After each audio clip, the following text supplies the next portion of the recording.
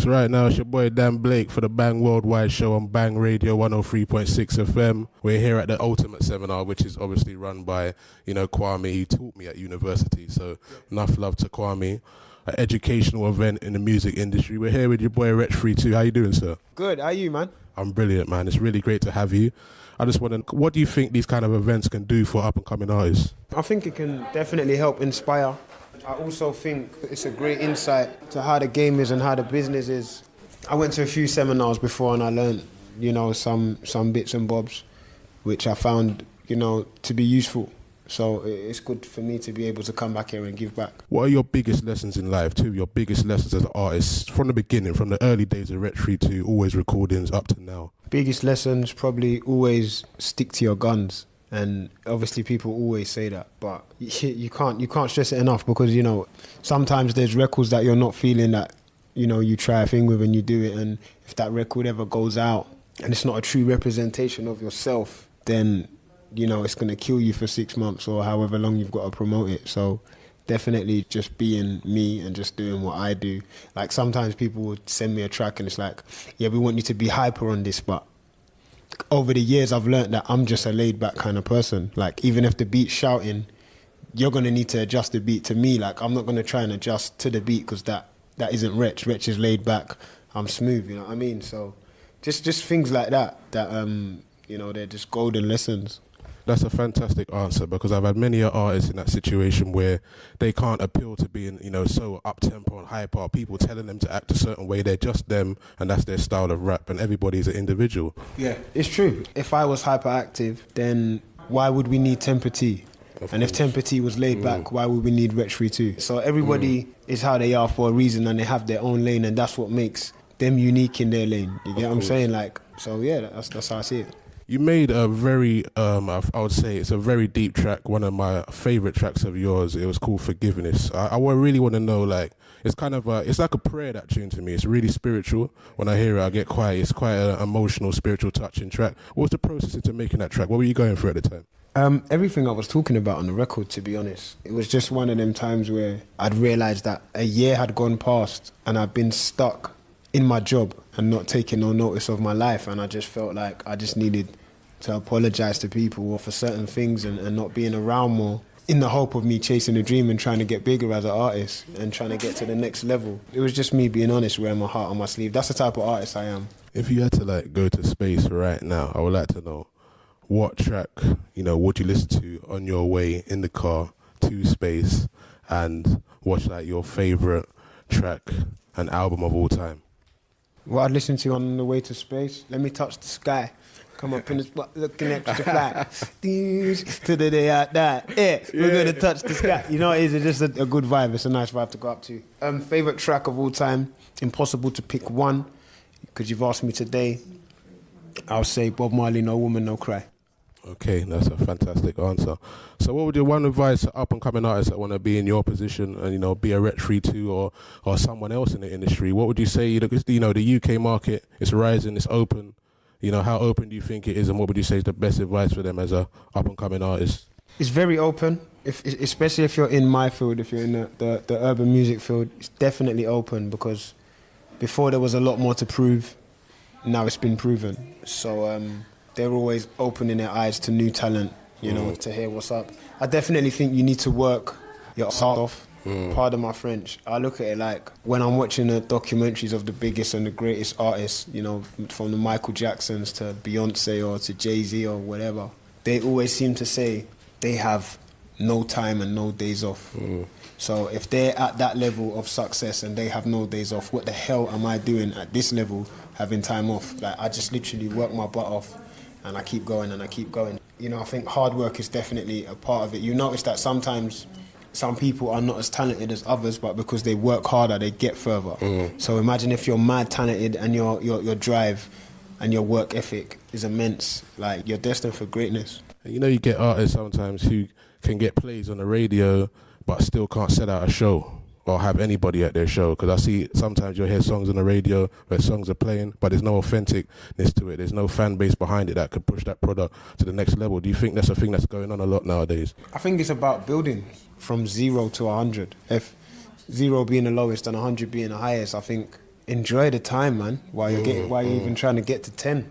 You don't ever want someone to pick you up and throw you in at 50 when you haven't even learned how to hold the mic. You haven't been to a show where you've had to win over the crowd. Like, you don't want to start that high, because the only way from there is down. You never want to start at the top. So I work my way from the bottom, and I want to work my way up to the top. And I think that way, them kind of things won't happen, because you've built a base. They've been behind you. They've been rooting for you. They've been waiting to see you do well. Now you are doing well. They're excited. They're telling more people. Always kept the same fan base, and they've stayed loyal. Because I remember meeting you years ago at Uptown Records. Yeah, it was a Chipmunk. Yeah, I took a picture of you. I don't know if you remember that moment. That's great. It's great. That's the first time I saw your face. Yeah, so, you know, I've seen the progress since then, and it's been absolutely crazy. Well done on all the progress. You just had a track out called Pop, which is sampled with the sample with Kano. What's leading on? Because I'm really excited. I'm thinking, is the new Wretch album on its way? You just had Wretchicize, that really great mixtape also. What's next for Wretch 3-2 right now? Wretchicize was to kind of bridge the gap. I don't ever want to have that much of a gap. In regards to Pop, you know, it's just a song off the new album that we're just throwing it out there. You know, let's just come back with something, you know, meaningful to me, and something that helps represent what we do, because obviously on the last album we sampled Fool's Gold, Stone Roses. Yes. And I think, what would it say about me as a person if I sampled them but I didn't sample someone from my scene to solidify our musical culture? And I think P's and Q's has probably been about for about 10 years now, maybe. So, you know, it's a good representation of where the scene's heading. We're showing that we've got seniors, you know, and Kano's definitely one of the seniors. So, yeah, I was happy that he even actually allowed us to do that. So, shout out to Kane, man. Great answer. We're just going to get to the last few questions. Also, Wretch, you've been part of a legendary collective called The Movement. Yourself, Devlin, Merkston, Getz, you know, great collective of artists. You know, I come up buying the mix CDs. I really want to know, would you like, if you could get a label deal for that project and put the album out, would you be involved? I could imagine, that's like my dream, just to see that happen. What do you think on that? I would love to do a Movement album on a label like Excel. I think Excel would get it, man. They will understand the vision. I think the mad thing about us lot when we're together, this was the problem. We're so competitive in the verses that no one cared about the hook. So we didn't have big songs. We just had sick beats with sick verses, and the songs weren't, when we were all in it together, it wasn't magnificent. Like, it's hard to explain, because when we're in the room, we're not thinking about the song, we're thinking, he ain't having me on this verse, and he ain't having me on this verse, so I'm like number 1 or number 2 at least, out of 4, or whatever. So I think now we've all grown musically, we all have access to bigger producers, you know, great songwriters, whatever. I think if we still kept that same ethos and just went sick on the verses, but with some bigger hooks, it could actually do some damage. It's just about, I don't know, I suppose it's about sitting down with the boys and seeing if it's feasible. The Ultimate seminar, which is obviously run by, you know, Kwame. He taught me at university, so enough love to Kwame. This seminar has been going on for many years, and there's been many, you know, artists coming through and developing and showing different skills to the, you know, the great audiences. Do you think that this is something that should continue in the music industry, just to build bridges and build growth within the music scene? 1,000,000%. I think if even one person takes something away, that one person helps give them a successful career, gives them longevity, gives them ideas, gets them on the right path, then I think we've succeeded. If it's more than one, then we're doing amazing, you know. So I definitely think it's a great thing to have, and it's nice to be a part of it. What would you say to, because I meet a lot of artists, and the industry's becoming a thing where, you know, you got to do, some people do so many different roles, and so many, I'm an actor, I'm a musician, I'm a model.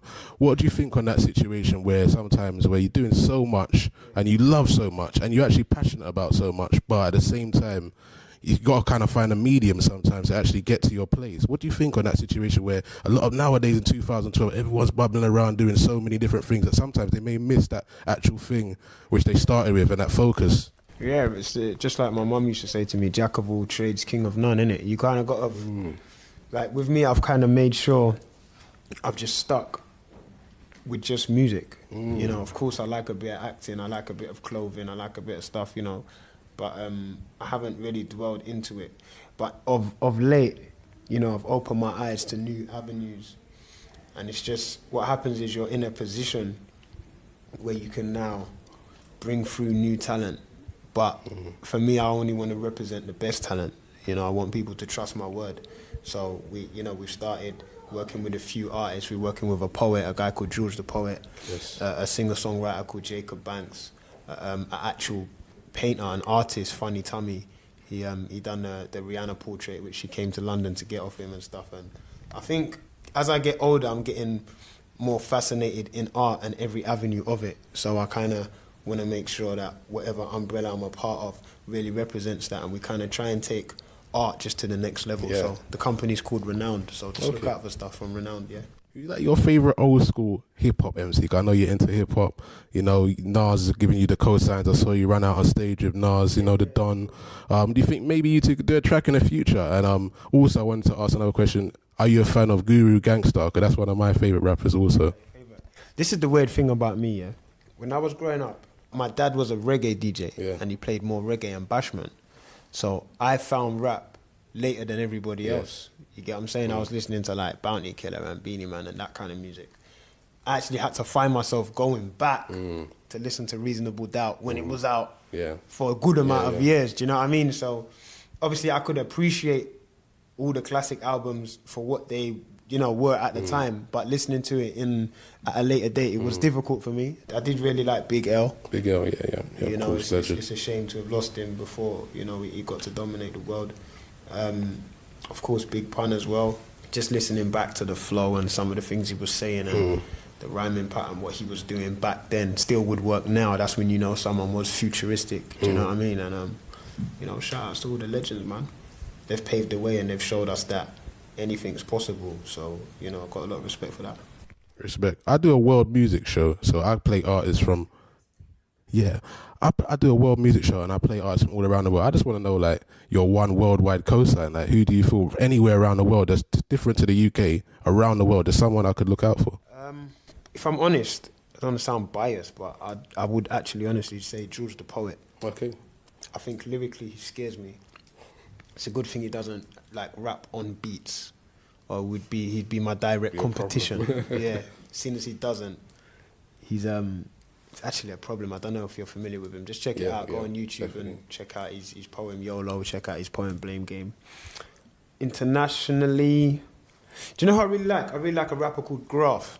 Yeah, he's definitely like one of the sickest rappers I've ever heard. He kind of actually made me step my game up. He just showed me a new way of rap. Like his rhyming pattern is sick and he's like extremely creative. I don't think he's as big as he should be. A bit underrated. Yeah, it's just because he's not. It's like what I say with the movement. Like you're making, the verses are perfect, but the chorus is not catchy. Yeah, And it just depends what you're trying to do. Do you know what I mean? And there's only so far doing that can go. Like Joe Budden, I like as well. I listen to Slaughterhouse, to his new crazy. mixtape. They go in, but you know, once again, it's that balance. But of course, they're all right. They're doing fine. You know, and they're going in. All right, Wretch 32, thank you for your time. It's been, tremendous interviewing you. I really appreciate it. We're at the Ultimate seminar, and we're going to be out. Oh yeah.